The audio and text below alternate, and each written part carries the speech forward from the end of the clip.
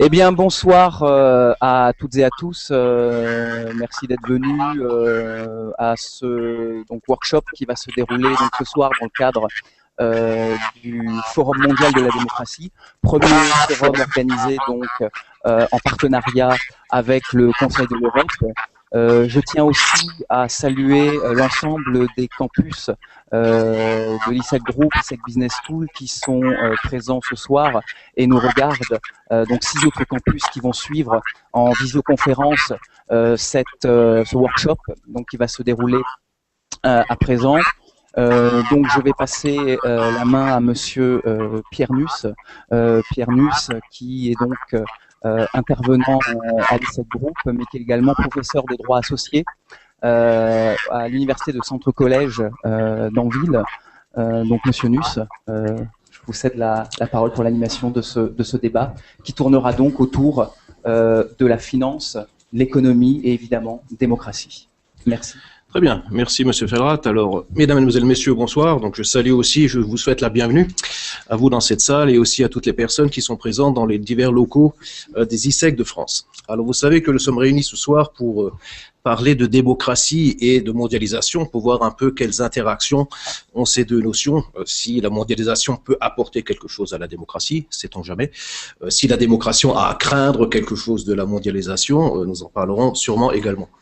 Alors, vous savez que ce forum mondial pour la démocratie est organisé par le Conseil de l'Europe. Le Conseil de l'Europe organise plusieurs événements cette semaine, un peu partout à Strasbourg, et l'ISEC donc est partenaire dans cette entreprise. Alors, s'il y a bien une organisation internationale et surtout européenne, là c'est le prof de droit européen qui parle, qui est à même de parler de démocratie, de droits de l'homme et de ces choses-là, naturellement, c'est bien le Conseil de l'Europe, dont l'activité principale, naturellement, est la défense des droits de l'homme, la promotion de l'état de droit et donc la promotion de la démocratie. Le Conseil de l'Europe, bien naturellement, mais ce n'est pas l'apanage du Conseil de l'Europe. Vous savez que l'Union européenne, naturellement, au premier chef, est aussi concernée par la mondialisation et par ses effets. J'en veux pour preuve, par exemple, que dans le traité de Lisbonne, on en a diverses traces. Et peut-être la meilleure preuve, c'est le Fonds européen d'ajustement à la globalisation qu'a créé l'Union européenne il y a quelques années, qui est une espèce de grosse tirelire d'à peu près 500 millions d'euros qui est censé venir en aide aux personnes qui souffrent des effets de l'économie mondialisée, qui perdent leur emploi. Et donc, c'est une tirelire qui est censée les aider pour se réinsérer professionnellement. Alors, pour vous parler de cette mondialisation ce soir, j'ai le plaisir donc de vous présenter nos intervenants. Alors, honneur aux dames, je commence par mademoiselle Fanny Pujol, qui est quand même connue à Strasbourg, puisqu'elle est un pur produit de l'ISEC Business School de Strasbourg. J'ai le plaisir de l'avoir il y a quelques années dans mon cours de droit européen, où elle fut d'ailleurs un des élèves les plus brillants. Donc, je ne m'étonne pas qu'on la retrouve ce soir ici sur cette estrade. Donc, elle nous parlera d'un sujet très intéressant. Vous avez peut-être lu de quoi va relever son intervention. Elle va se demander si le libéralisme est un vecteur des droits de l'homme. Sujet intéressant s'il en est. Nous avons aussi le plaisir de recevoir ce soir Monsieur Juan Matas. Monsieur Matas qui est maître de conférence ici à l'Université de Strasbourg et qui lui va nous parler des effets de la mondialisation en Amérique du Sud, dans les pays d'Amérique du Sud. Donc, autre sujet très intéressant, qu'est-ce que la mondialisation a comme effet, comme interaction avec les régimes d'Amérique du Sud. Well, so now I switch in English because, well, you know that the two official languages of the Council of Europe are French and English. So I tell you that because this means that this evening, of course, everyone in the audience, but also here as a speaker can, of course, use French or English. And I tell you that because, well, we have the pleasure this evening to welcome a professor from the US, from Ashland University, Ohio. It's Professor Venkataramani. And he will address the issue of globalization from a financial perspective. What, of course, well, will probably be very interesting too. Voilà, donc vous connaissez nos intervenants, les sujets sur lesquels ils vont vous parler ce soir. Ça ne marche plus, si ça marche. Voilà, donc pour lancer le débat, oui, démocratie, globalisation. Nous avons là deux concepts que nous connaissons plus ou moins bien. Alors, il y en a un qui paraît tout de suite extrêmement sympathique, naturellement, c'est le terme de démocratie. Tout le monde est à peu près d'accord pour dire que c'est une notion sympathique. Nous avons la chance de vivre dans des régimes démocratiques qui, selon Churchill, ne sont peut-être pas les meilleurs du monde, mais qui, en tout cas, sont les moins mauvais. Donc, on est à peu près d'accord pour dire qu'a priori, c'est une notion sympathique. En revanche, le mot globalisation, faites l'expérience autour de vous, et vous l'avez sûrement déjà faite, quand on parle de globalisation, les visages se ferment un peu. C'est une notion qui, de prime abord, apparaît beaucoup moins sympathique, ou du moins qui suscite la méfiance. Au mieux, elle suscite des interrogations, au pire, parfois un rejet manifeste. Donc, qu'est-ce que cette globalisation? Qu'est-ce que les échanges, la globalisation des échanges, l'économie mondialisée a comme effet sur la démocratie? Peut-elle être un bien, pourquoi pas, pour les droits de l'homme, la démocratie? À l'inverse, qu'est-ce que la démocratie et les droits de l'homme peuvent apporter à la mondialisation? Donc, pour débattre de tous ces sujets, nos intervenants de ce soir vont essayer, en tout cas, à défaut de nous apporter entièrement des réponses, de lever le voile sur ces sujets.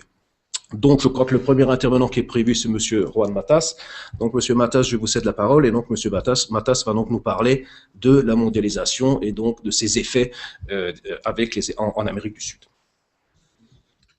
Merci de cette invitation à partager avec vous cette réflexion sur un sujet important. Le sujet que je vais aborder, je l'ai intitulé Mondialisation libérale et démocratie en Amérique du Sud, quel rapport? La question va être abordée, vous vous en doutez, très superficiellement, car nous avons un temps limité et il faut respecter un petit peu cela. Sinon, nous avons ici à côté quelqu'un qui va nous rappeler la montre à chacun. Donc, le premier point que je voudrais aborder, c'est le rapport qu'il y a d'abord entre mondialisation, occidentalisation et capitalisme. Je crois que quand on étudie la question de la mondialisation, il faut remonter au moins au XVe siècle pour voir l'apparition de ce qu'on pourrait appeler une première mondialisation. Et cette mondialisation s'est effectuée avec les progrès effectués par la navigation, le développement du commerce et avec cette accidentelle découverte de l'Amérique, n'est-ce pas, puisque Christophe Colomb ne cherchait pas l'Amérique, comme chacun le sait, mais l'Inde, et d'ailleurs c'est la raison pour laquelle jusqu'à aujourd'hui on parle des Indes occidentales, plus tellement en français, mais on désigne bien les West Indies pour désigner un territoire qui est dans les Caraïbes, etc. Bon, cette première mondialisation démarre donc au XVIe siècle, 15e, fin 15e, 16e siècle, et elle correspond au stade de développement du capitalisme marchand. Et elle va céder peu à peu la place à ce qu'on pourrait appeler la seconde mondialisation, qui démarre vers la fin du XVIIIe ou la première moitié du XIXe siècle, et qui correspond là aussi au développement du capitalisme industriel. Et c'est la grande phase de la colonisation de l'Afrique, de l'Asie, de l'Océanie, qui correspond aussi, un peu paradoxalement, à la décolonisation du continent américain qui s'effectue entre la fin du XVIIIe et la première moitié, les premières décennies du XIXe siècle.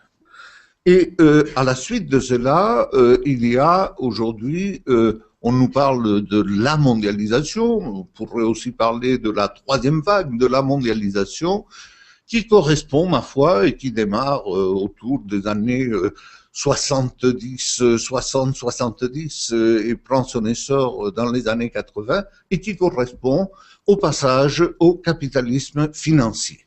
Donc, on peut effectivement voir que à chacune des modalités dominante du capitalisme correspond une phase de la mondialisation. Donc, rapport capitalisme-mondialisation à ne pas oublier.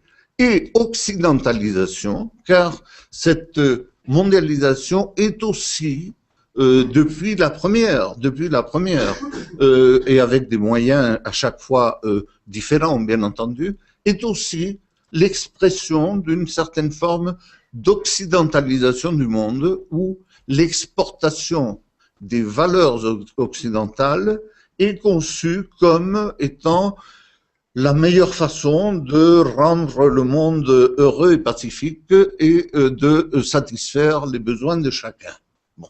Alors, je ne sais pas s'il y a là-dedans quelque chose d'un peu déraisonnable à croire qu'on peut faire le bonheur du monde, même parfois malgré ceux qui n'en sont pas suffisamment intelligents pour saisir le bien fondé de cette démarche, mais en tout cas, l'occidentalisation est une façon de concevoir une seule forme d'organisation des sociétés, une seule forme de développement, et cela a des effets importants dans ce que propose la mondialisation.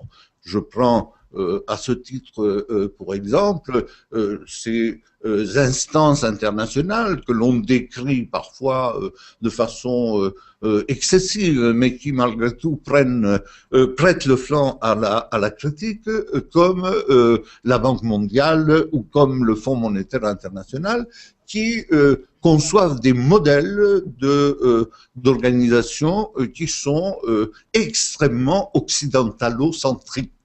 D'accord? Et donc, les impose un petit peu à l'échelle planétaire.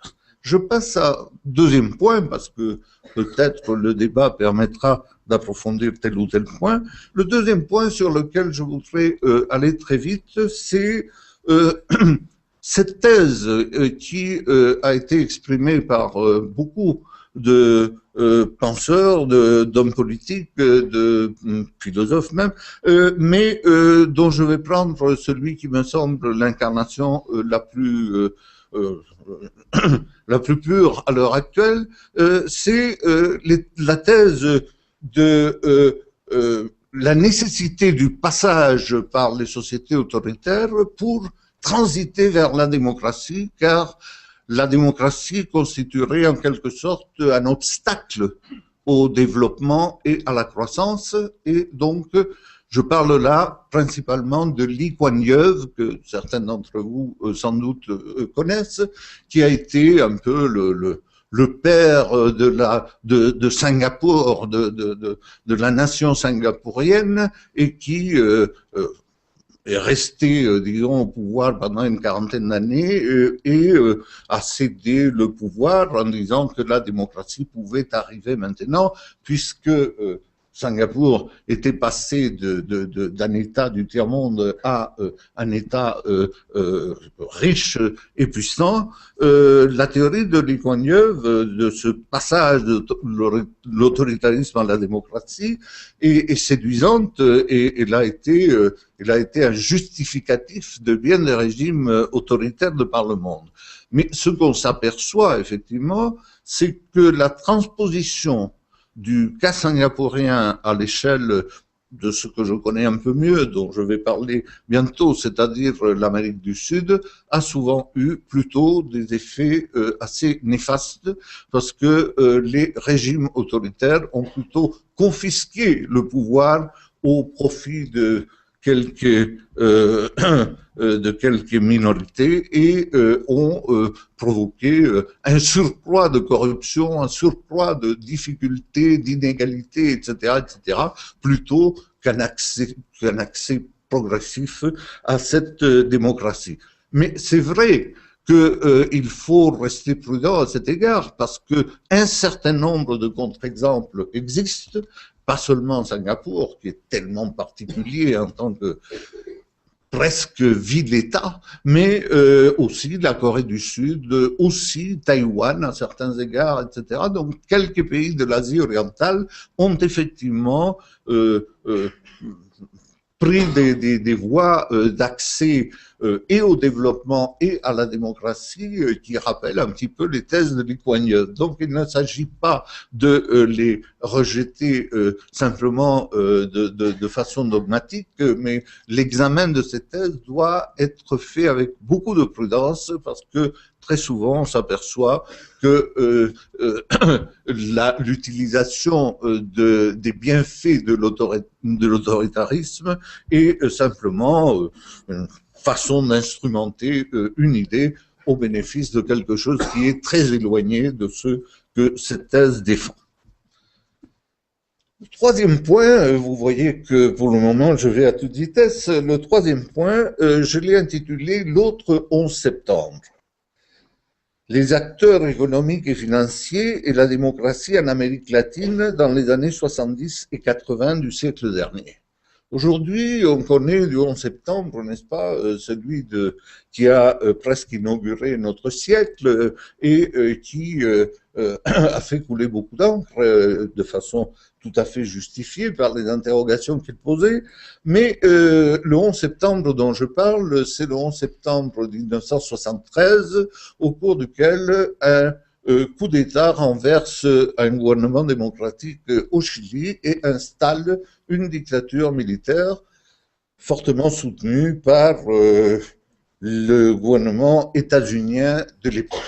J'évite de dire le gouvernement américain, car l'Amérique est plus vaste que les États-Unis d'Amérique, donc je parle plus souvent d'États-Uniens que d'Américains pour ne pas prêter à confusion.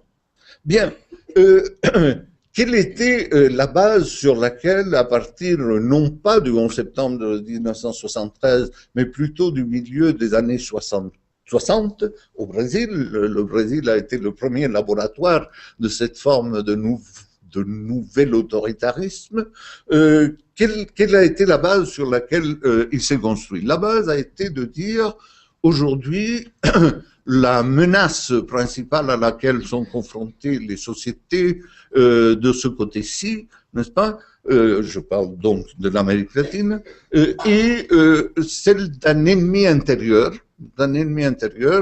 qui, de façon insidieuse, est en train de subvertir l'ordre existant, et donc il faut détruire cet ennemi intérieur. Vous aurez compris que l'ennemi intérieur ainsi désigné était le communisme. Et le communisme avait bon dos, puisque les régimes renversés ne pouvaient pas, stricto sensu, être qualifiés de communistes, ni au Brésil, ni en Argentine, ni en Uruguay, et qu'au Chili, c'était un régime qui représentait une alliance de partis dans lesquels le Parti communiste avait sa place, mais n'était pas hégémonique. Bon. En fait, sous le couvert de lutte contre l'ennemi interne, ce que l'on a fait, c'est tout simplement créer les conditions pour l'émergence d'un nouveau modèle de société.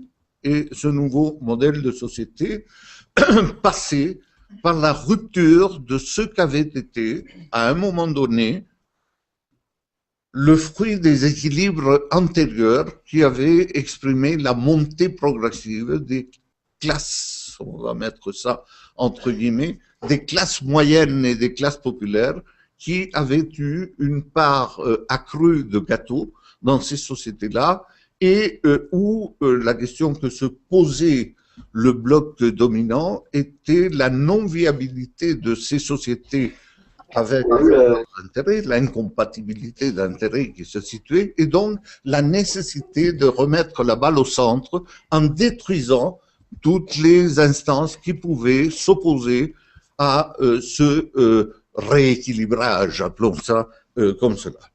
Et donc, à ce moment-là, quand je parle des pouvoirs internes, des classes dominantes internes, etc., il ne faut pas oublier qu'ils bénéficiaient du soutien actif des États-Unis. Je pense que si en Amérique du Sud, il y a eu un changement fondamental qui est intervenu à partir des années 90, les années 90, c'est la chute du mur de Berlin, c'est l'écroulement de l'Union soviétique et c'est la disparition de cette menace communiste sur les États-Unis. Les États-Unis et le bloc des pays occidentaux ont à ce moment-là le sentiment d'avoir triomphé de cet ennemi, et ce qui est exact, sauf que, comme l'ont montré un certain nombre de politologues, la situation dont on a hérité n'est pas plus facile, n'est pas plus marquée par la stabilité, puisque de la bipolarité du monde, on est passé à une multipolarité qui est très, très porteuse de dangers, parce que les enjeux qui se passent sont beaucoup plus régionaux et parfois ils se déplacent sur des terrains qui ne sont plus le politique ou l'économique, mais qui sont aussi, disons, le religieux, l'ethnique, etc., etc. Bien. Alors, en Amérique latine, l'épuisement du modèle de ce qu'on pourrait appeler un welfare state, ou comment on dit en français, l'état de bien-être, je crois, ou aussi l'état-providence, etc. Toutes ces bases du compromis social qui existait ont été remises en question. Et le fruit de cette remise en question n'a pas été forcément celui qu'attendaient ceux qui les ont ainsi détruits. Ça a été la montée d'une nouvelle forme de contestation qui s'exprime aujourd'hui avec des régimes qui pratiquent, on ne va pas pouvoir trop les examiner, mais qui pratiquent une forme de néopopulisme en Amérique latine. Chavez au Venezuela, qui vient d'être confortablement réélu, ou bien encore Morales en Bolivie, ou encore éventuellement Correa en Équateur, etc., etc. La liste est relativement longue. Et aujourd'hui, on insiste à ce que, dans cette situation, il ne semble pas y avoir la capacité de réactivité que pouvait être celle des États-Unis et de leurs alliés sur place, pour des raisons qu'il serait sans doute beaucoup trop long d'examiner. Et alors, la question qui se pose est de savoir, est-ce que la démocratie a bénéficié paradoxalement de ces dictatures qui ont eu un petit peu l'hégémonie, pas tout à fait à l'échelle de toute l'Amérique latine, mais en tout cas sur une partie très importante du continent, ou est-ce que, au contraire, cette forme de réaction qui était liée à la mondialisation économique, puisqu'elle prétendait justement démanteler tous les protectionnismes qui pouvaient exister dans les différents pays, est-ce qu'elle a contribué à faire naître quelque chose qui était un peu à l'opposé de ce qu'elle prétendait faire?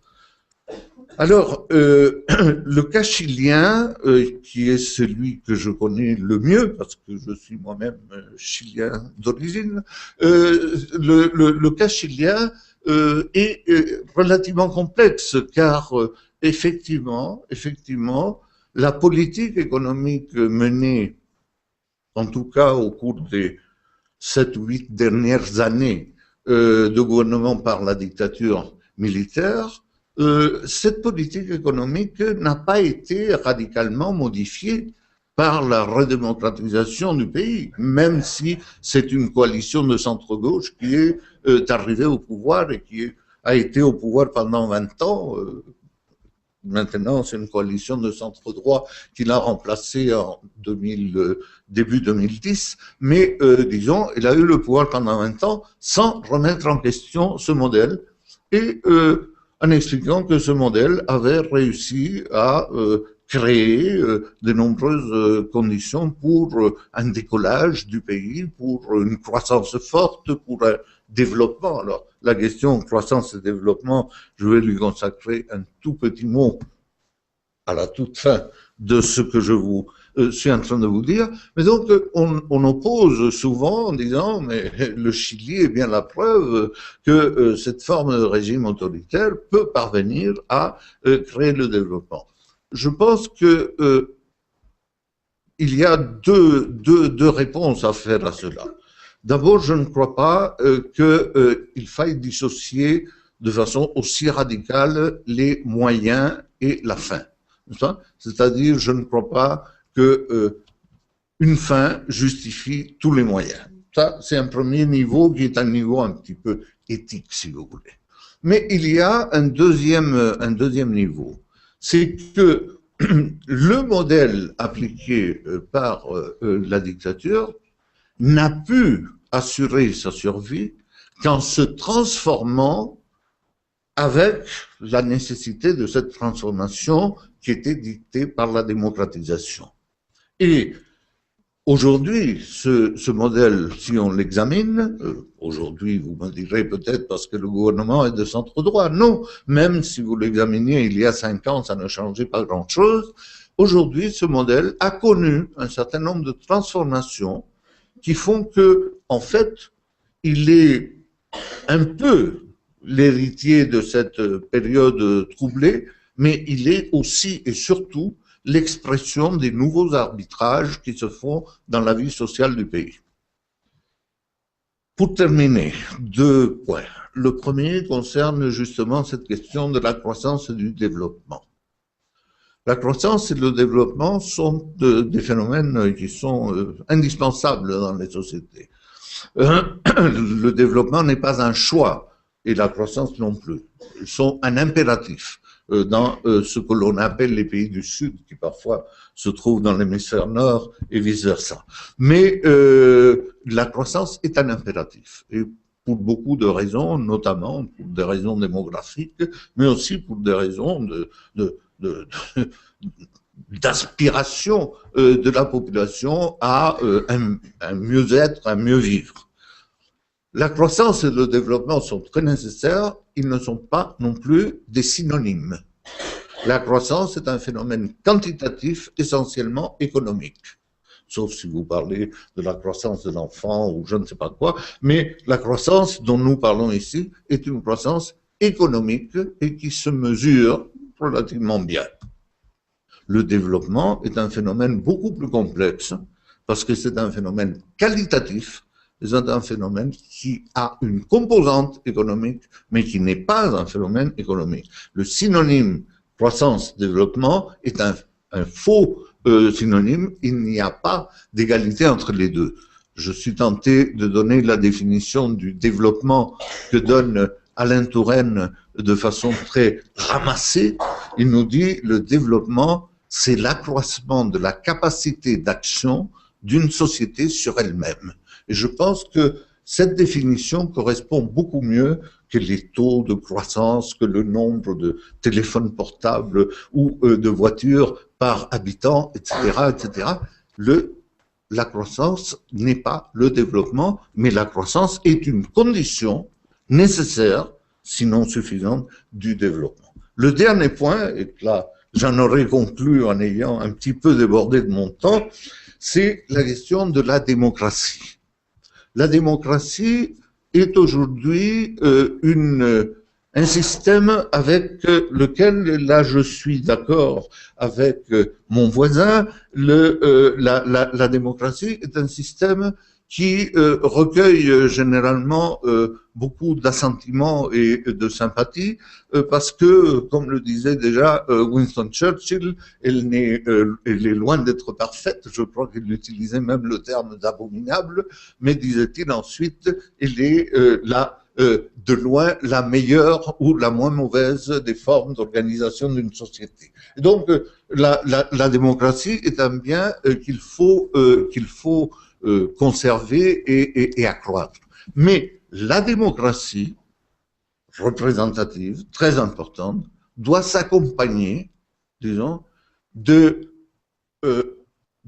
accroissement de la citoyenneté dans les sociétés. La démocratie, c'est aussi ça. Et la citoyenneté, ce n'est pas simplement le fait de déposer un bulletin dans une urne tous les 4 ans, 5 ans, tous les ans, parce qu'avec la multiplication des scrutins, etc., etc. Non, ce n'est pas ça. La démocratie, bien évidemment, ça c'est une composante très importante, l'aspect représentatif. Mais la démocratie passe aussi par l'accroissement de cette... Alors, le terme, curieusement, n'existe pas encore en français, mais je pense que ça ne va pas tarder, c'est la question de l'empowerment. Et je crois que cette question de augmentation du pouvoir des individus et des citoyens sur les décisions les concernant depuis les questions environnementales, les questions de forme d'organisation de la ville, de transport, etc., etc., jusqu'à des choses qui sont déjà plus abstraites et compliquées et tout à fait fondamentales pour que la démocratie ne soit pas ou ne soit plus une coquille vide. Je vous remercie.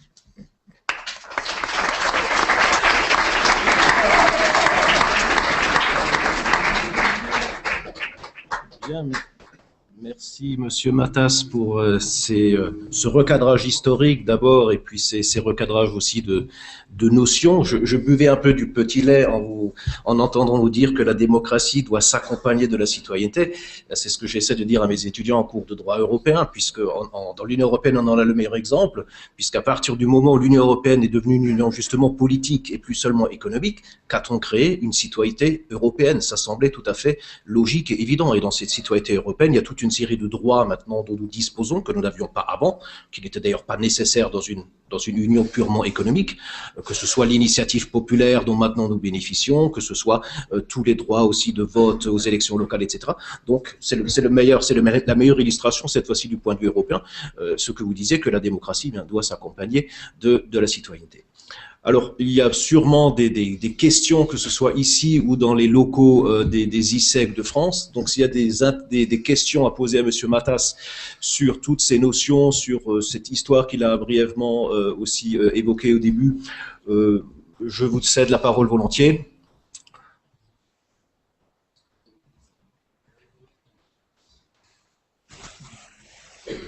Ou sur justement la mondialisation dans certains pays d'Amérique du Sud, ou n'hésitez pas.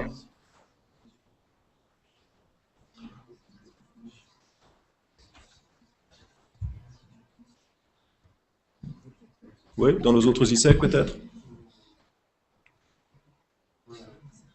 Monsieur Felrat. Je vais inaugurer la séance de questions. Moi, j'avais une question. Alors, ma première question concerne le volet économique que vous abordiez par rapport au fonctionnement des institutions internationales aujourd'hui. Vous évoquiez la Banque mondiale et le FMI. Pensez-vous justement que le rapport de force qui semble s'inverser, et je pense notamment à des pays comme la Chine, l'Inde, le Brésil, sont de nature à vraiment pouvoir bousculer le fonctionnement même de ces institutions, ou finalement n'est-ce que de la poudre aux yeux pour faire un raccourci, et devrait-on finalement repenser les institutions et finalement dire on met fin à la Banque mondiale, on met fin au FMI et on a le courage d'imaginer un autre système qui serait beaucoup plus en phase avec la nouvelle architecture internationale? Oui, alors la question du BRIC est très intéressante. On voit mal encore quel va être l'impact et la cohésion que pourra avoir ce bloc des pays qu'on nous promet les prochains faiseurs de rois de la planète, mais ce que je dirais par rapport aux institutions internationales, comme la Banque mondiale ou le Fonds monétaire. La Banque mondiale a commencé à faire son aggiornamento dans les années tout à la fin des années 90, elle a commencé à faire la critique de ce qu'avait été son credo ultralibéral. Et elle a préconisé notamment une plus forte intervention de l'État dans les domaines sociaux et dans les domaines de protection des populations les plus exposées dans les différents pays qui étaient visés par les politiques dont elle se faisait l'avocat. Le Fonds monétaire international a été un petit peu plus long à la détente, sans doute parce que son objet est particulièrement délicat, mais on a fini par comprendre ou par admettre dans un nouveau rapport de force que les plans d'ajustement structurel tels qu'ils étaient préconisés avaient l'inconvénient parfois d'être un remède presque pire que la maladie contractée, n'est-ce pas, et que il était délicat de mettre des pays dans une situation d'incapacité d'investissement, d'incapacité de politique sociale, etc., par le poids de remboursement de la dette, etc.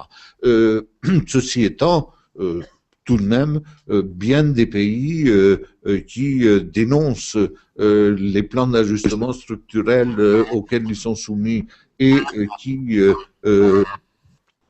rendent coupables de tous les maux de leur population les plans d'ajustement structurel sont singulièrement hypocrites, car c'est leur propre incapacité et leur propre corruption qui produit les maux du pays au départ, même si les plans d'ajustement structurel, plutôt que de les résoudre, ces problèmes, tendent à les aggraver. Donc, les institutions internationales aujourd'hui me semblent alors peut-être un petit peu contrainte et forcée. Je ne sais pas quelle est la mesure dans laquelle cette révision déchirante correspond effectivement à des rapports de force ou tout simplement à une analyse de la situation, mais elles ont évolué, elles se sont déplacées pour ne plus constituer, disons, une sorte d'épouvantail qui freinait les possibilités qu'avaient les pays d'avoir une certaine normalité. Mais je crois que les situations sont extrêmement différentes d'Asie en Afrique et en Amérique latine, et même qu'à l'intérieur de ces différents ensembles, la situation de l'Asie de l'Est est tout à fait différente à la situation de l'Asie centrale, pour ne prendre que cet exemple-là. D'autres questions peut-être dans la salle? Question de Paris. Bonjour. Oui, une question de la salle? Non. Question de Paris, allô? J'aimerais vous poser une question assez provocante. Dans votre vision, on assisterait à la démocratie comme l'ultime régime next plus ultra qu'il y aurait dans l'histoire politique, j'entends.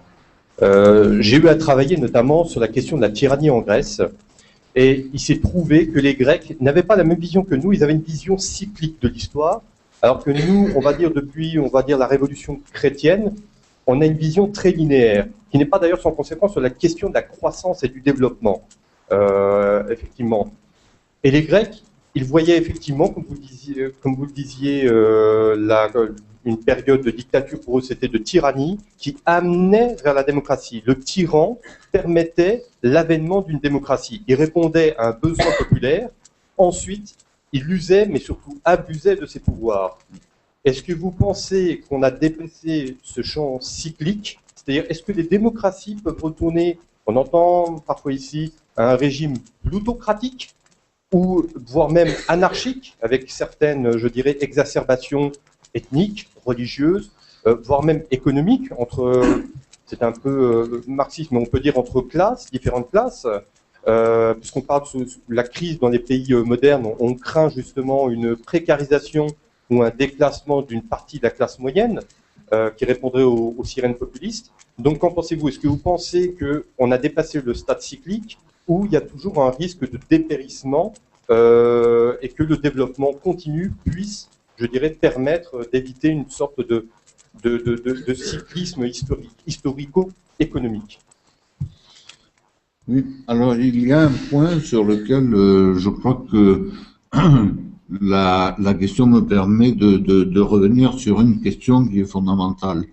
C'est que de la même façon que les tyrannies ne sont pas une fatalité et ne sont pas l'avenir inexorable des sociétés, la démocratie non plus. La démocratie est à cultiver, à défendre et à perfectionner pour qu'elle puisse faire face aux défis toujours renouvelés. Hein. On ne peut pas arriver à un stade où on dira bon, la démocratie est devenue le système indépassable. Et je pense notamment qu'à l'heure actuelle, où nous sommes dans une société, non, dans un monde où la crise est une crise dangereuse parce qu'elle est multiforme et elle peut-être ne fait-elle que commencer. Elle met en question effectivement les formes d'organisation actuelles. La démocratie a fait des grands progrès au XXe siècle dans un certain nombre de pays à cause de, peut-être pas seulement, mais à cause aussi des la stabilité et la croissance économique. Si nous passions dans une société où il y a une pénurie constante et où il y a une lutte pour l'appropriation d'un gâteau qui tend à se réduire, il faut se demander comment la démocratie pourrait durablement survivre dans ce contexte-là.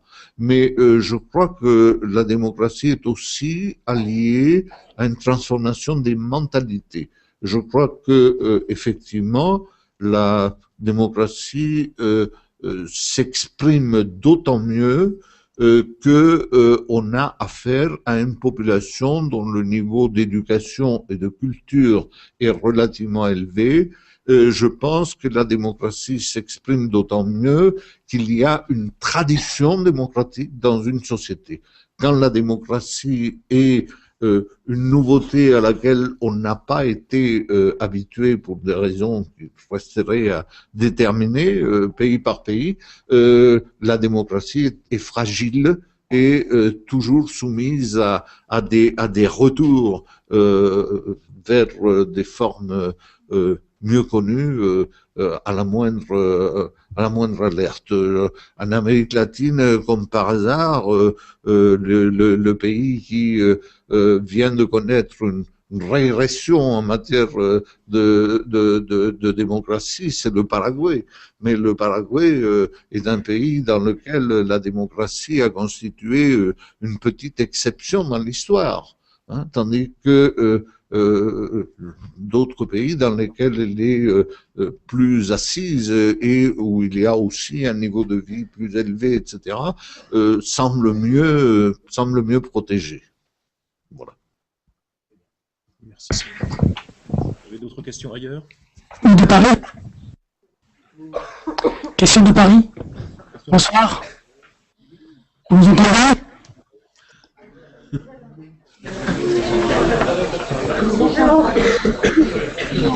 Bonsoir. Question. Bonsoir. Bonsoir Paris. Bonsoir Frédéric, c'est Hamid. Bonsoir Tawhid. Bonsoir. Merci de cette intervention. Alors, la question est la suivante. Lors de l'instauration d'un processus démocratique, qu'est-ce qui est plus important? C'est la volonté du peuple ou le pouvoir politique? Par l'exemple que vous avez cité de Singapour, on a l'impression que c'est le pouvoir politique qui était déterminant dans la mise en place de la démocratie.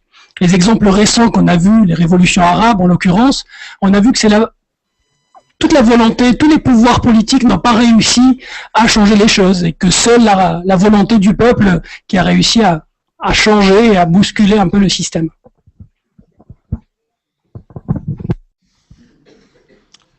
Oui, bon, je connais moins le cas, par exemple, j'ai suivi avec beaucoup d'intérêt ce qui s'est passé l'année dernière, cette année, dans des pays comme la Tunisie ou l'Égypte ou d'autres. Mais effectivement, je connais moins.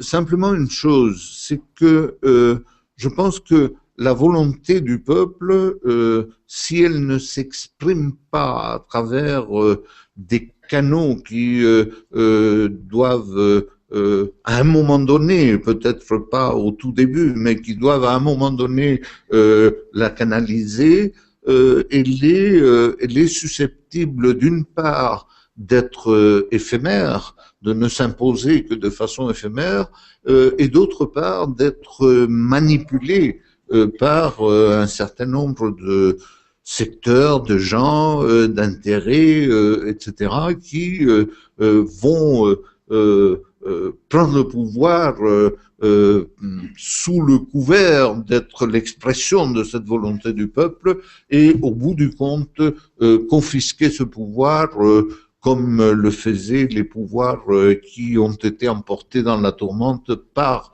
cette explosion. Donc je pense que le politique ne s'oppose pas ici à ces formes de révolte populaire. Il doit constituer la forme à travers laquelle on imprime une durabilité à des changements. Merci. D'autres questions? On peut passer à la suite. Bien. Alors, merci Monsieur Matas encore une fois pour toutes ces explications. Donc il y a une question qui nous taraude maintenant depuis un bout de temps. Le libéralisme est-il un vecteur des droits de l'homme? Donc Mademoiselle Pujol, vous allez nous éclairer sur ce sujet. Donc tout d'abord, on m'entend? Ça marche? Tout d'abord, je souhaitais vous... Bonsoir à tout le monde.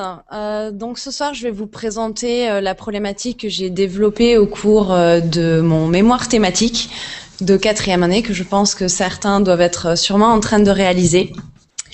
La problématique, c'était le libéralisme est-il vecteur des droits de l'homme? Donc c'est une problématique qui est relativement large. C'est pour ça que je vais vous expliquer plus concrètement les termes que je vais aborder ce soir, pour que ce soit un peu plus précis, un peu plus clair.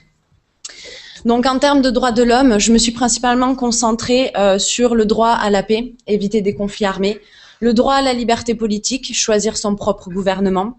En termes de libéralisme, ici on s'orientera vers la liberté d'échanger, la liberté d'entreprendre, et le champ d'application sera à travers la politique étrangère des États, ou comment, depuis l'avènement de la liberté d'entreprendre, la politique étrangère des États va intégrer ces notions de droit à la paix ou de droit à la liberté politique. Donc, dans une première partie, on verra comment, justement, grâce à l'avènement de ces idées libérales ont permis de promouvoir les notions de droits de l'homme sur l'échelle planétaire.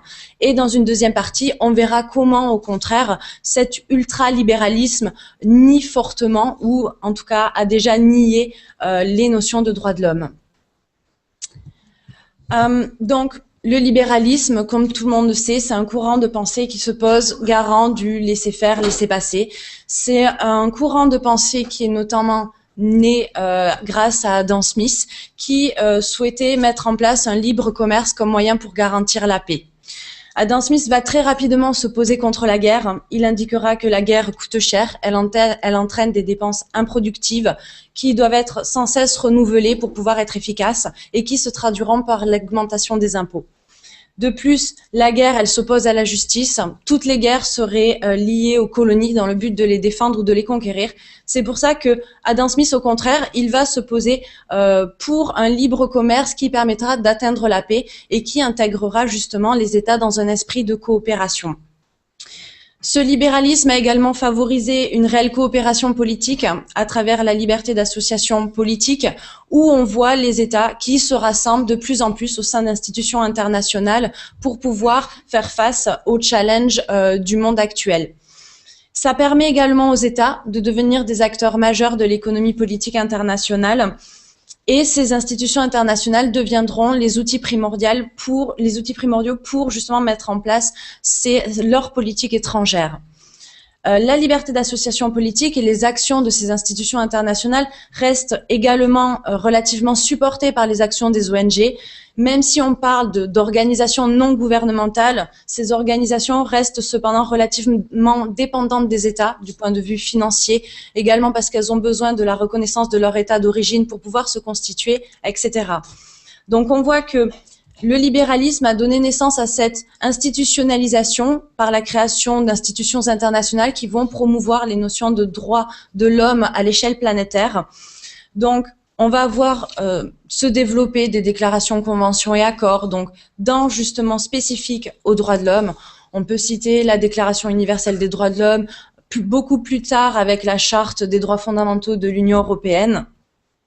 En termes d'institutions internationales et européennes, on peut également citer, donc, par exemple, en Europe, l'Organisation pour la sécurité et la coopération européenne, qui est composée à peu près de 56 États et qui a pour mission principale la sécurité humaine, la démocratie, la sécurité politico-militaire, la prévention des conflits et la sécurité économico-environnementale. Cette institution est intervenue dans de très nombreux pays au lendemain de conflits, tels qu'en Albanie, après la crise financière qui a ruiné de très nombreux Albanais.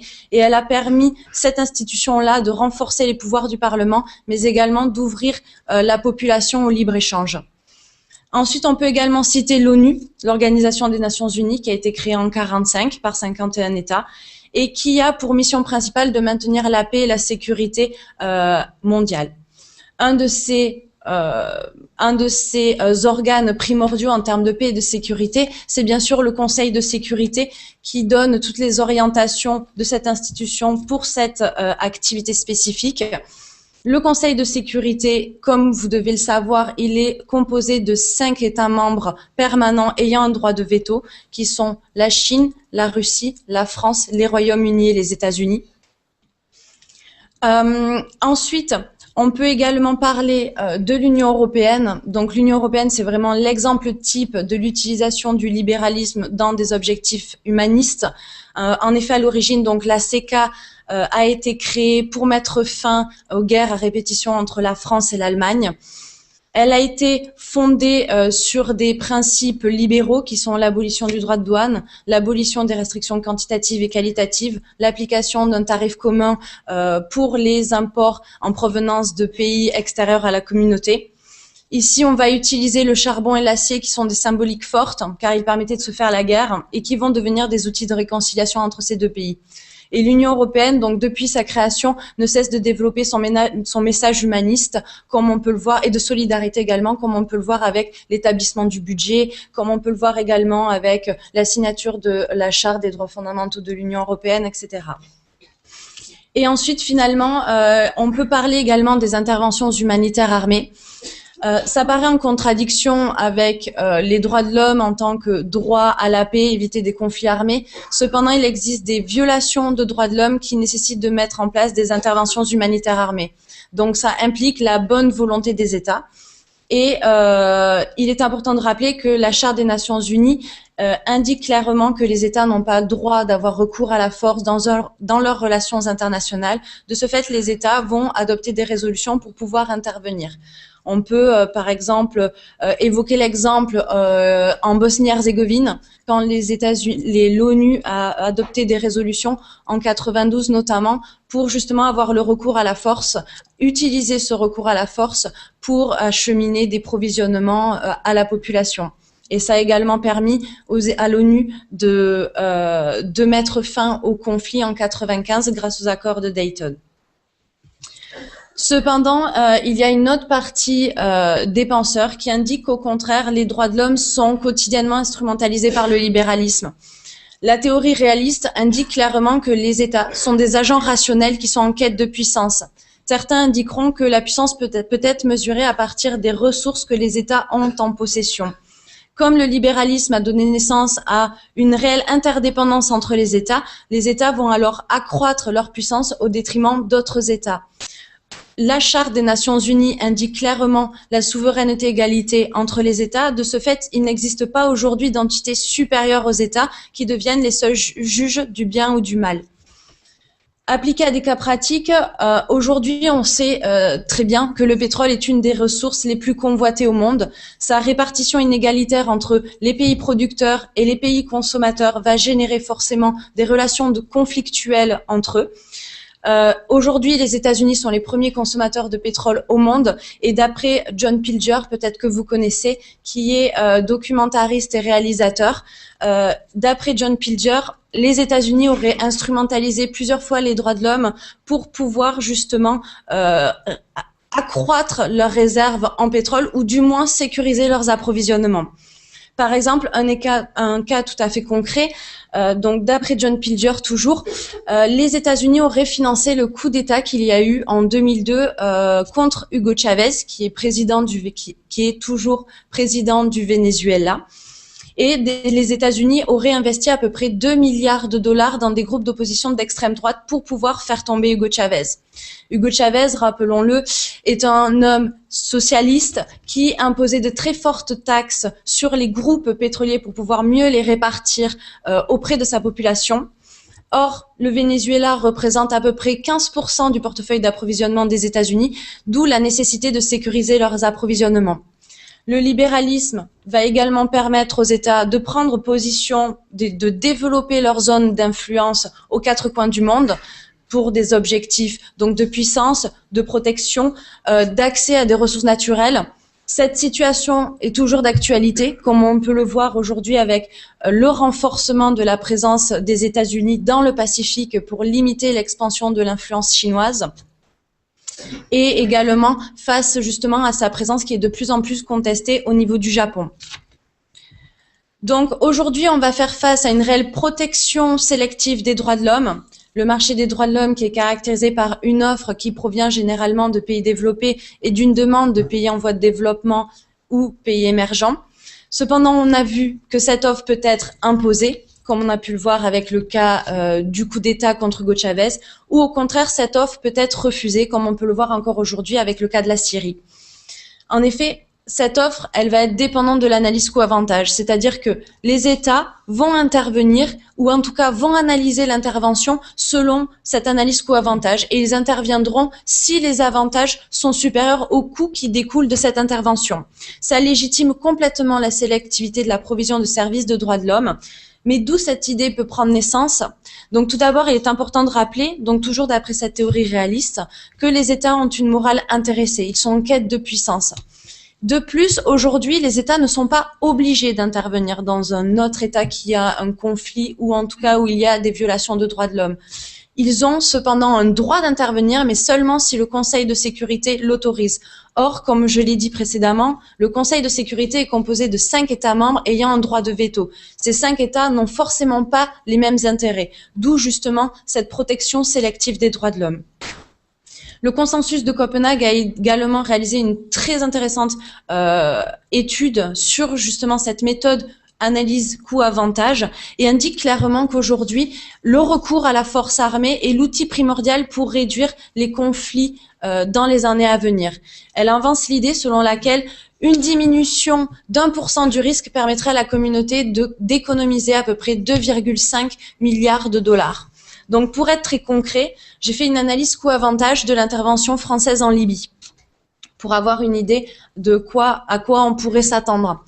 Donc, tout d'abord, on a les coûts qui sont liés, donc tout d'abord les coûts directs qui sont liés aux moyens mis à disposition, donc les moyens militaires, humains, fonctionnement, pour un coût global qui a été estimé officiellement à 350 millions d'euros pour la France.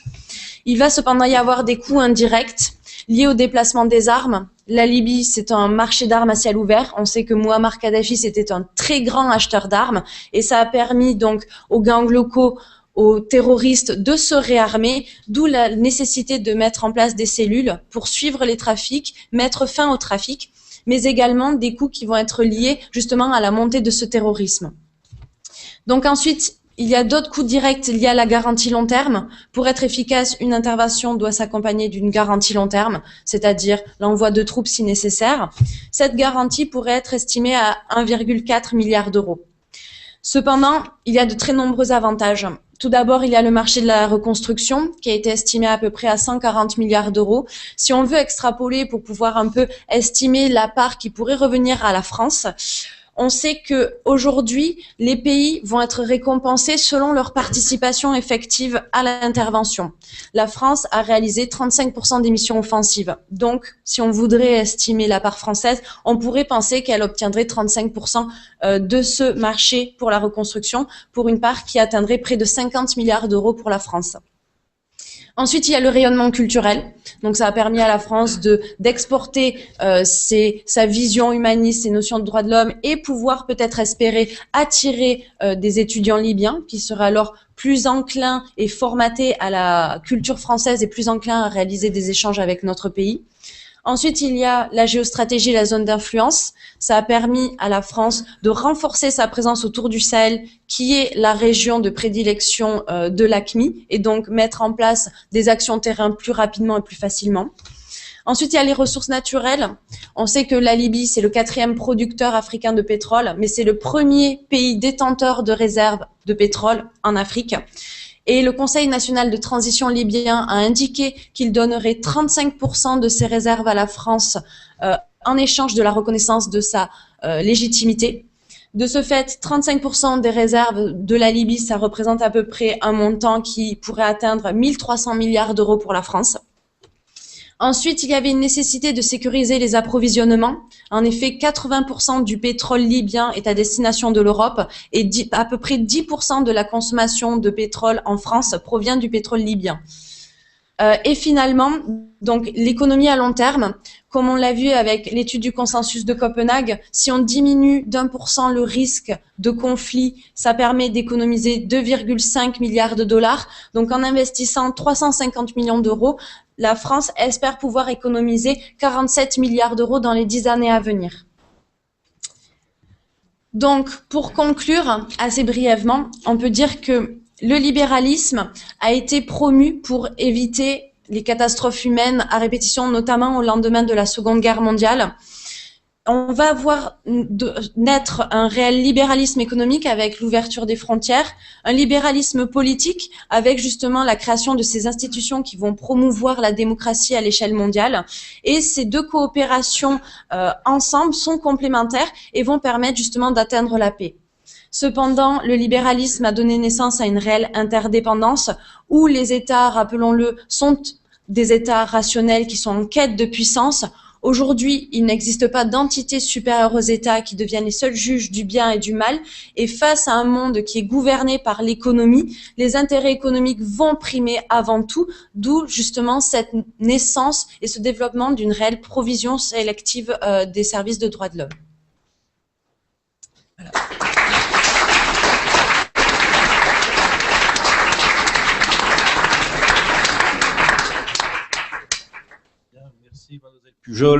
Merci Mademoiselle Pujol pour cet exposé très dense qui nous a appris beaucoup de choses. Maintenant, on n'est plus tellement sûr que le libéralisme soit un vecteur des droits de l'homme. Hein. À la base, oui, peut-être, c'est l'idée générale, c'est ça. On n'en est plus très sûr. Ce dont on est sûr, malheureusement, c'est qu'effectivement, les États utilisent les droits de l'homme dans leur propre intérêt. Ça, malheureusement, on en a des exemples multiples. Alors, est-ce là encore, y a-t-il des questions dans la salle sur cette question très intéressante des relations libéralisme-droits de l'homme ou sur les questions qu'a abordé Mlle Pujol? Si la France d'ailleurs recevait 1300 milliards dans les prochaines années, ça serait très bien, puisque notre dette publique étant d'à peu près 1700-1800 milliards, ça effacerait une bonne partie. Ça serait effectivement une très bonne chose. Voilà. Est-ce qu'il y a des questions sur ce sujet ou sur les sujets que vous avez abordés? Que ce soit dans la salle ou que ce soit donc dans nos ISEC partenaires. Apparemment, oui. C'est pas intéressant, c'est parce que... Bonjour, donc Amine Crayon, élève de Paris. Donc en fait, moi, je voulais revenir sur une parole de Madame Pujol, si je ne me trompe pas, sur le nom. Oui. En fait, j'ai entendu que 35% du pétrole libyen revenait à la France. Et je trouve ça excessif quand même. Et j'aimerais comprendre en fait comment ça se fait, et en plus, apparemment 35% pour avoir une reconnaissance, c'est-à-dire que 35% pour acheter sa liberté aux yeux de l'Union mondiale, de la France ou je ne sais que, mais j'aimerais avoir un éclaircissement sur ça en fait. Je peux répondre. Allez-y, oui. Alors en fait, pour être plus précise, c'est le Conseil national de transition libyen qui a indiqué clairement à la France qu'il donnerait 35% des réserves de pétrole libyen justement à la France en échange de sa reconnaissance, ou en tout cas de la reconnaissance de sa légitimité. C'est-à-dire que aujourd'hui, pour que C'est-à-dire que aujourd'hui, si le Conseil national de transition libyen est reconnu comme étant responsable ou en tout cas parti qui permettrait de prendre le pouvoir en Libye, si la France donne son soutien justement à ce Conseil national de transition libyen, en échange, la France obtiendrait cette partie de ces réserves-là. C'est du donnant-donnant en fait. Mais c'est en échange de son soutien.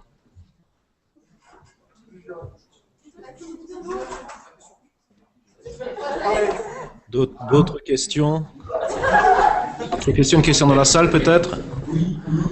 Oui, une question dans la salle.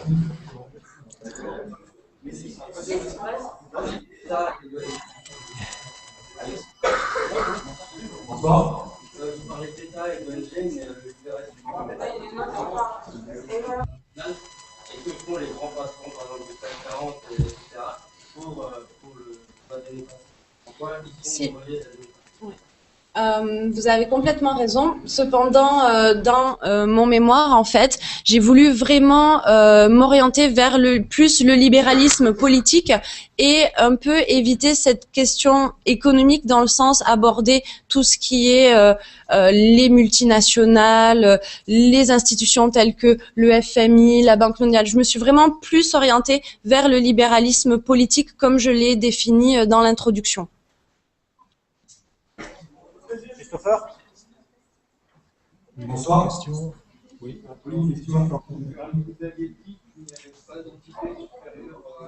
Vous m'entendez? Mais est-ce que le FMI, au final, n'est-il pas supérieur aux États, justement, ou la Banque mondiale? En même temps, qui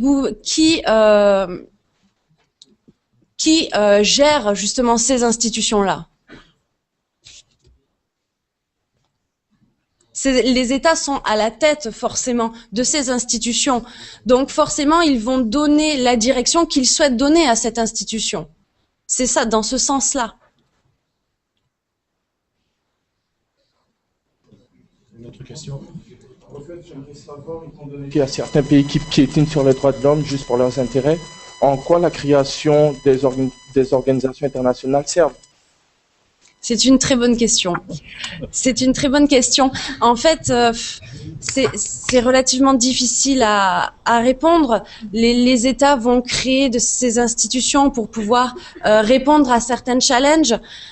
Bon, après, c'est sûr que ça reste une vision un peu hypocrite dans le sens où ils vont justement servir leur propre intérêt à travers les actions de ces institutions.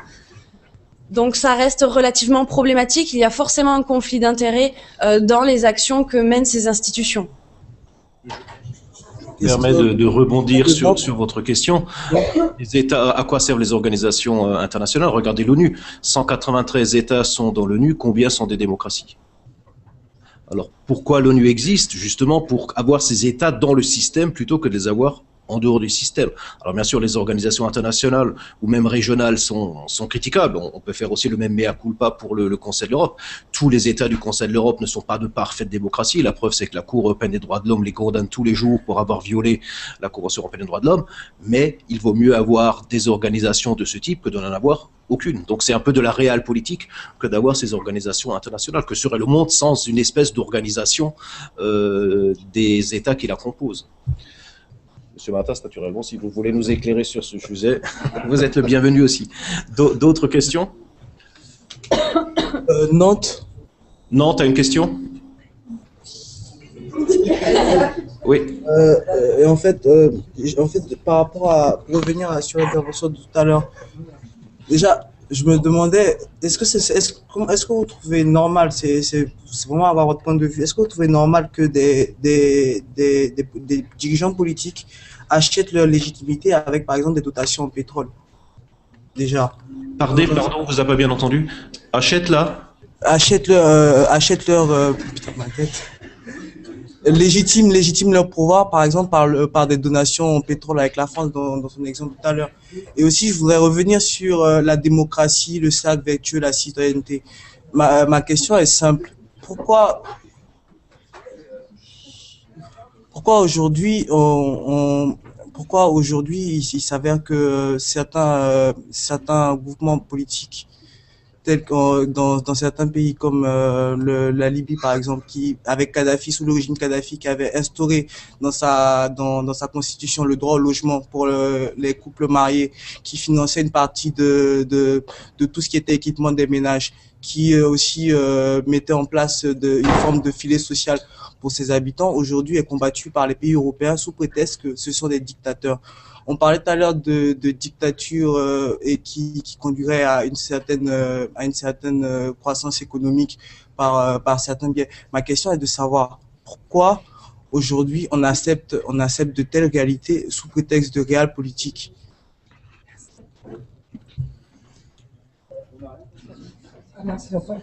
Pourquoi accepte-t-on ces deals entre États? Voilà, tu interviens, je te paye en pétrole, etc. Voilà, c'est la politique étrangère de chaque État. Que voulez-vous? La France intervient en Libye. Elle a sûrement, naturellement, des arrière-pensées. Quand les Américains font la guerre du Golfe, on sait tous pourquoi ils l'ont faite. Voilà, il n'y avait pas d'armes de destruction massive, ils le savaient, et nous on le savait aussi, la preuve, on n'y est pas allé. Voilà, maintenant pourquoi ils y vont? Parce qu'ils ont des arrière-pensées, c'est tout à fait évident. Alors qu'il y ait des deals entre les États, voilà, maintenant, on nous dit 35% des réserves de pétrole libyennes devraient revenir à la France, ça reste de la théorie, parce que on ne les a pas encore, et je ne suis pas certain qu'on les ait toutes, voire même en partie. Hein, donc tout ça, c'est des négociations, s'il y a un régime politique qui est très vacillant, qui est balbutiant, on ne sait pas du tout ce que ça va donner. Donc on prend un risque en faisant des interventions armées, on ne sait pas nécessairement ce qu'on va en retirer. Hein. C'est tout à fait clair. Ni les coûts qui vont en découler. Voilà. D'autres questions dans la salle? On peut passer à l'intervention de M. Van Kataramani. Oui. Je need the computer? Yeah. OK.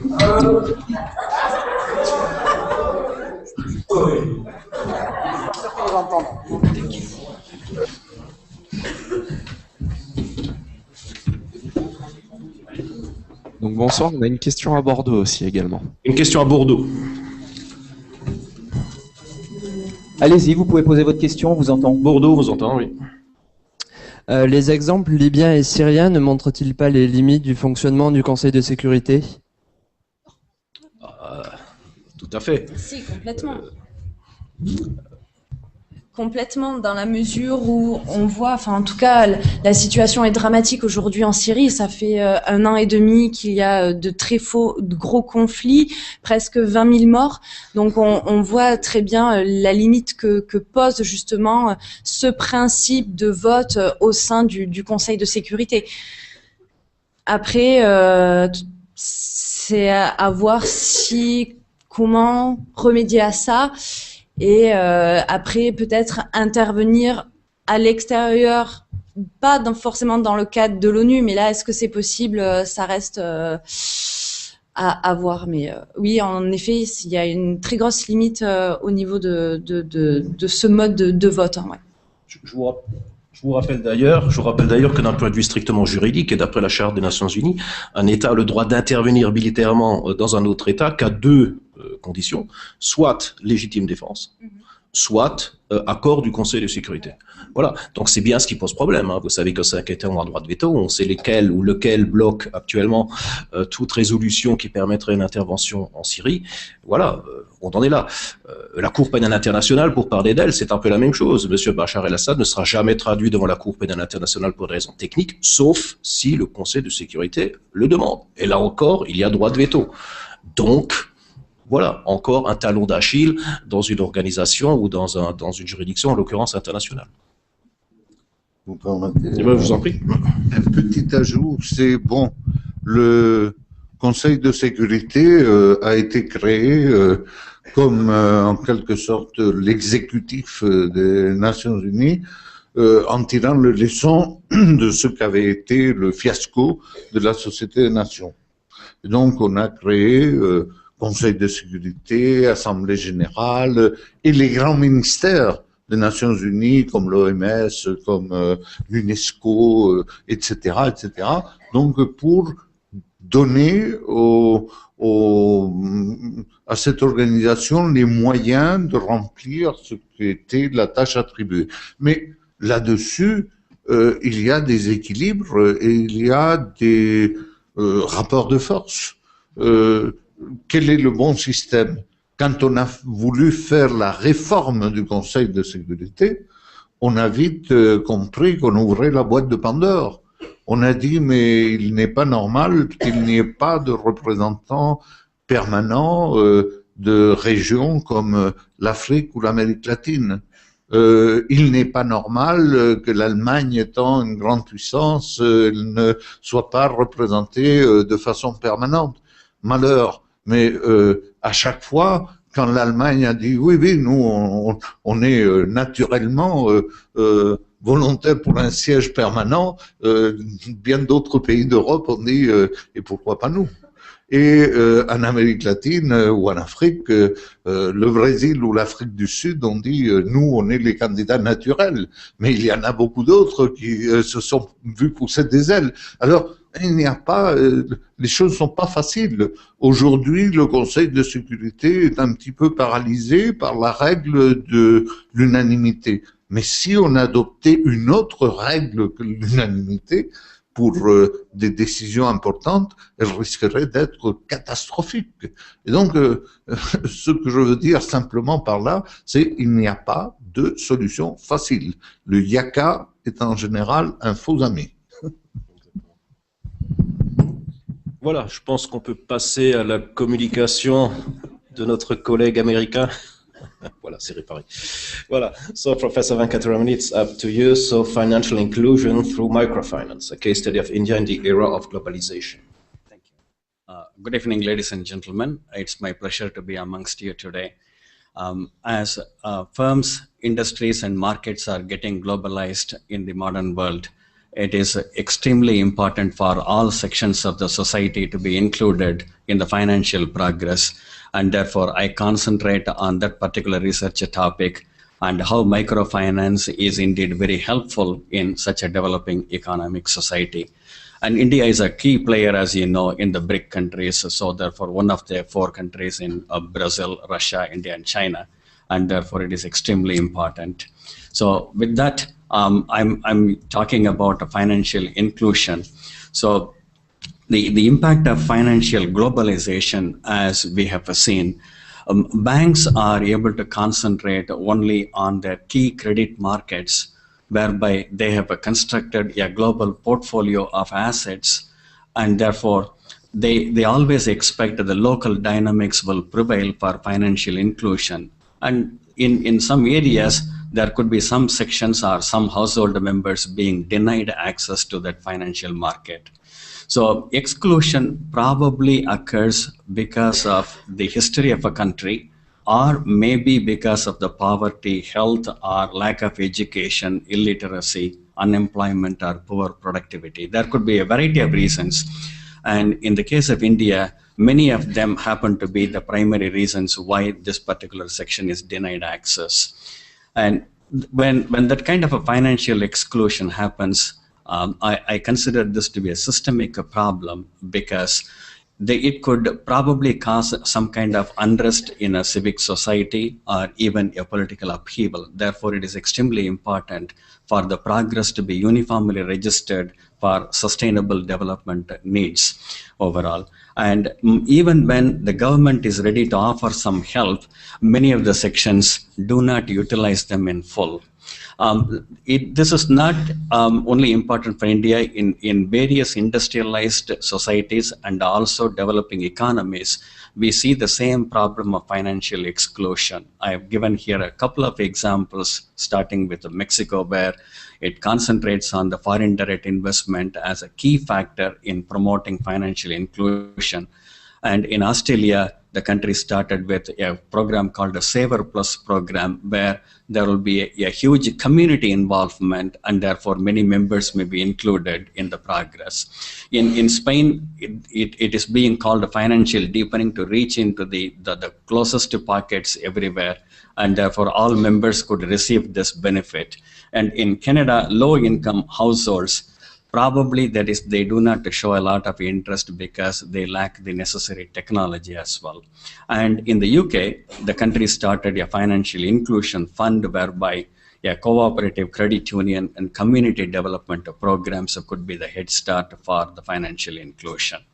So therefore, just to give you the basic economic factors, the current indicators in India, the gross national income per capita is just 1,000 euros. And literacy rate, adult literacy rate, that's what I mean. So therefore, only 2/3 of the population has been literate. Therefore, 1/3 is still illiterate.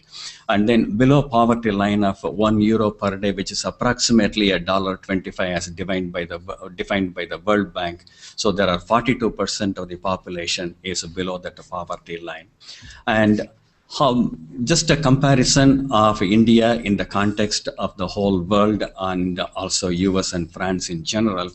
Just for instance, how many people do have an account with a bank? In the world, the average is 50%. In France, almost everybody has a bank account, so therefore close to 100%. In US, near 90%, so therefore approximately getting there.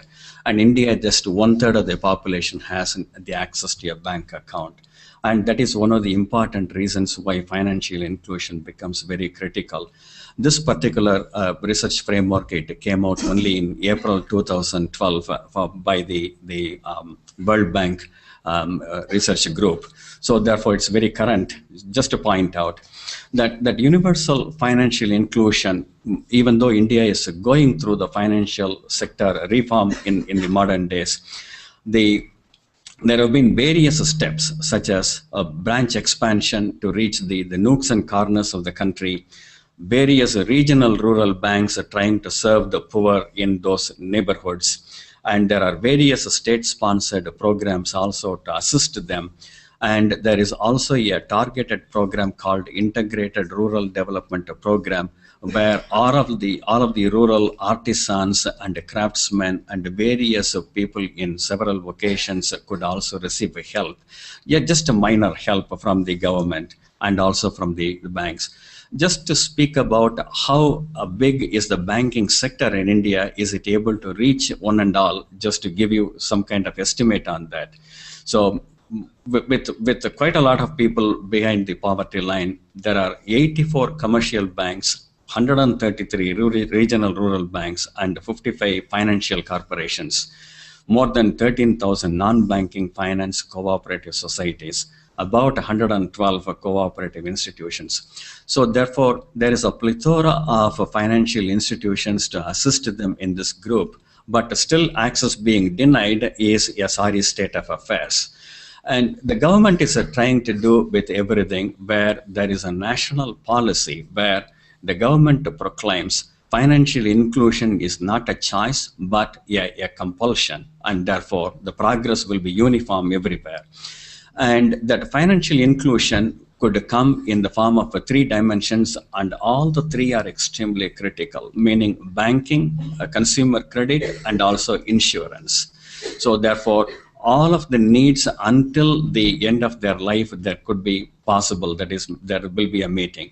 So in such a poor society, if you extend them credit, commercial credit or a business credit or a personal credit, what happens is, so they may utilize that to the fullest possible extent, and therefore end up just as with heavy indebtedness. And in such a situation, they may not be able to even repay. And therefore, microfinance is the critical tool here, monetary tool here.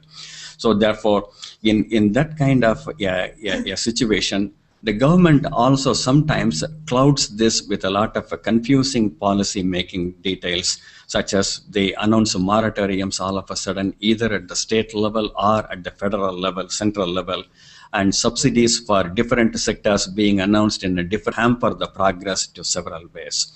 So microfinance, in my mind, has 4 major objectives, being poverty reduction, empowerment of women, and therefore there could be uniform progress without any bias in gender, and therefore employment generation will eventually evolve, and therefore businesses will progress through enterprises. In these areas, there are also some shortcomings, different roles of products, so therefore they should be able to assimilate these products into all sections when they produce. And sometimes they do not realize how critical it is for the cash flows but because they always end up counting the profits, profitability is not the ultimate key, but cash flows are extremely important.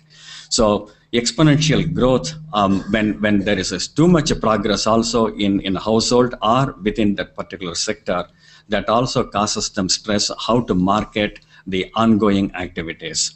So therefore, they are unable to concentrate, especially when they are very successful, how to keep the focus. And the government has a particular policy-making body that's known as the National Commission on Enterprises in the unorganized sector, because in the business sector, which is it's fully organized, they can always seek a commercial bank help. The unorganized sector, which is usually comprised of micro, small, and medium-sized enterprises, they have to understand how these policies are extremely useful to them and utilize them to the fullest possible extent. By definition, so these enterprises are known as to have an original capital investment of about $20,000 to $2 million in general. So how much they contribute to the economy, just to give you a brief snapshot on this. The progress in 1974, the production was about 7,000 million euros, meaning 7 billion euros. In 2010, it has become 154 billion euros. The micro, small, medium-sized enterprises production overall. And to some extent, they have been able to export, and their employment is also about 70 million of the population. And in the year 2011, and all that they have is about only 9.3% with an outstanding credit of 83 billion euros, that is all. And if you look at the total size of this particular credit, it is even less than 10% of the total bank credit. So therefore, there is so much of unutilized space in that. So there are so many challenges that this particular sector usually faces, which will be starting from production and marketing onwards, and how to market their products, advertise, and reach everybody. And they do not have a sufficient infrastructure. And all that infrastructure is also resulting in the paucity of working capital. And with all these kind of limitations, so the biggest challenge comes for them. Even though they are able to employ only 60 million laborers, 1.5 million units only are recognized, so registered, meaning, so out of this, there is very little registration, official registration. Once they are not fully officially registered, they are not able to receive the official help from the government and also from the commercial banks. And they cannot apply for an export license. They cannot receive the incentives for the export-oriented sectors. So therefore, I call this their willful choice for them just to stay out of that financial inclusion, meaning they have excluded themselves from quite a lot of benefits. So the government has numerous other programs for entrepreneurship development and also skill development programs. And there is a designated ministry that focuses on the progress for these units. But in spite of all of these things, there are also 16,400 non-governmental organizations and 1.2 million private organizations, that is non-public organizations, are there. Out of which I am going to speak about only one group that is extremely beneficial for the whole sectors, which is known as the self-help group, where a group of people come together and therefore they can receive the microfinance from several institutions. So this comes in the form of thrift, savings, insurance, and several other financial services. And this is more or less a non-institutional channel of microfinance. So commercial banks are also able to help, but mostly non-institutional. This may be a registered activity or a non-registered activity. So the objectives for this self-help group is to alleviate poverty, so reduce poverty therefore, and it will also increase sustainability, and all their weaknesses will be properly addressed and therefore removed. And all of their capacity could be fully utilized in the production sector, and weaker sections could also build assets through this process. So the working process, how it works, members agree to save small amounts on a daily basis or on a weekly basis, and all of their funds will be pulled into a common fund. Therefore, the other members could access any kind of a credit facility from the mutual groups, and therefore they can use the leader of the group who will provide the collective wisdom and leadership, and they will provide the peer pressure, more or less the motivation, the incentives for them to have a financial discipline. And the banks have also combined in assisting the self-help groups in two different forms. So therefore, either direct assistance or through the indirect assistance. So therefore, the financial institutions could borrow from the commercial banks and help these self-help groups, which is more or less constructed on the Grameen Bank model. So the target here and the accomplishment also is seen in the groups of women, because 90% of the self-help groups tend to be oriented towards women, and they have used it for their emancipation. I will give you a couple of examples in this. Many other financial institutions are also trying to promote this particular activity in this area. So I will just give you a couple of visuals for you to look at. This happened last week in a place called Stella Maris College in Madras, where you can see a group of college students trying to buy some jewelry, handmade jewelry from the gypsies, because they do not have even shelter, these gypsies. And these are handmade beads, which they have constructed into some necklaces and chains. And this is what they are trying to market for the college students. And each of them, the unit there probably will be €1 in price. That is what they are trying to sell and make a profit therefore. And here is quite a different example from the previous one. And this lady, this was like about 2 months ago. She received a bank loan of €270 approximately. And this is what she has used as a long-term capital investment for her small shop, a business, where she runs a phone booth where mobile phone SIM cards could be recharged for a small fee there. And with that, she is able to support her entire family, and her son is in school, is looking forward to be a doctor of medicine in times to come. So how this little microfinance helps that family. And here is an altogether a great example. And here you see a group of women from the North India, and they all have been retrieved from human traffic, where they got to engage in the oldest profession of prostitution.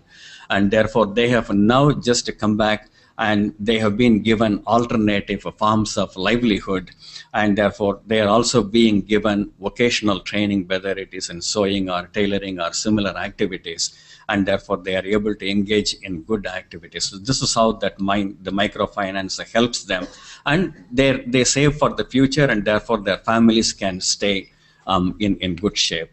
So the status of microfinance in India right now, you see, the bulk of South India has been the biggest beneficiary in this, whereas the Central and North India have been still staying in financial exclusion. They are not able to receive the fullest benefit, therefore. And with this, I'll conclude with a couple of ideas. There are quite a lot of small banks, therefore they may not have a lot of operating costs, and they may be able to reach several sections of the society. And in future, there will be some micro insurance firms. As of last week, October 1st week, the government approved 49% foreign direct investment in the insurance sector. And therefore, many foreign insurance companies could also engage in this micro insurance, because there should be a livelihood beyond their productive life. And therefore, their health care and all of their production also may be taken care of in this. And then the government's subsidies and somewhat a deregulated interest in the environment also will help in these cases. And the progress of technology, especially with the cell phones, the wireless mobile phone technology, is helping all these sections. And the financial literacy is considered the key, whereby all members of the society are being given some kind of education, how to have a sustained life beyond their productive life as well. And thank you very much for listening to me. With this, I conclude.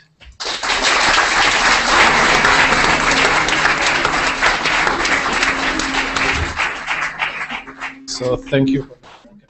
Thank you, Professor Vakatarmani, for this interesting communication on the importance of microfinance and the benefits and results in India. And thank you for having showed also the programs of the government and different NGOs programs. Well, je pense qu'on arrive à la fin de du temps qui nous est imparti, malheureusement, donc on ne pourra pas aller au-delà. Donc, je voulais encore vous remercier au nom de l'ISEG d'être venus aussi nombreux pour ce forum pour la démocratie, remercier tous nos intervenants de vous avoir apporté des éclaircissements et je vous souhaite encore une bonne soirée à tous. Merci.